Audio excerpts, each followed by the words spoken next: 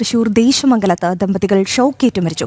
കോഴി ഫാമിൽ ജോലി ചെയ്യുന്ന ഇതര സംസ്ഥാന തൊഴിലാളികളാണ് മരിച്ചത്. ഇരുവരും ബീഹാർ സ്വദേശികളാണ്. ഈ വാർത്തയുടെ വിവരങ്ങൾ സാനു കെ സജീവാണ് നൽകുന്നത്. സാനു, ഈ അപകടം എങ്ങനെയാണ് സംഭവിക്കുന്നത്? ഈ അപകടം നടക്കുമ്പോൾ അവിടെ ആ കോഴി ഫാമിൽ മറ്റാരും ഉണ്ടായിരുന്നില്ലേ? എന്തുകൊണ്ടാണ് ഇവരെ രക്ഷിക്കാൻ കഴിയാതെ പോയത്? സാനു.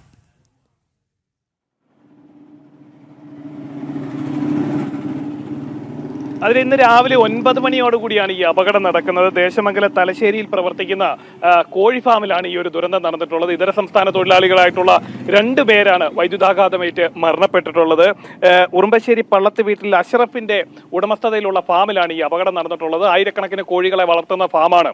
ആ ഫാമിലേക്ക് തൊഴിൽ ചെയ്യാനെത്തിയവരായിരുന്നു ഇതര സംസ്ഥാന തൊഴിലാളികളായിട്ടുള്ള ദമ്പതികൾ.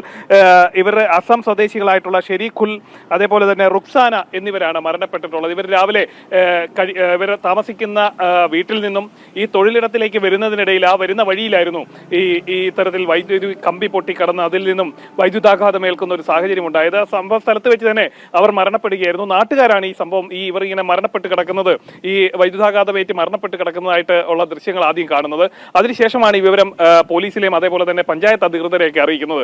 അവർ എത്തിയതിനു ശേഷമാണ് ഈ മൃതദേഹം അവിടുന്ന് മാറ്റിയിട്ടുള്ളത്. എന്തായാലും വളരെ ദാരുണമായിട്ടുള്ള സംഭവമാണ് ഉണ്ടായിട്ടുള്ളത്. തൊഴിൽ ചെയ്യുന്നതിന് വേണ്ടി എത്തുന്നു, ആ വരുന്ന വഴിയിൽ ഇത്തരത്തിൽ വൈദ്യുതാഘാതമേറ്റ് ദമ്പതികൾ മരണപ്പെടുന്നു. അവർക്ക് 7ഉം 3ഉം വയസ്സുള്ള 2 കുട്ടികളുമുണ്ട് എന്നാണ് നമുക്കറിയാൻ സാധിക്കുന്നത്. എന്തായാലും ആ സംഭവ സ്ഥലത്ത് വെച്ച് തന്നെ ഇരുവരും മരണപ്പെട്ടു എന്നുള്ളതാണ് നമ്മൾക്ക് അറിയാൻ കഴിഞ്ഞിട്ടുള്ളത്.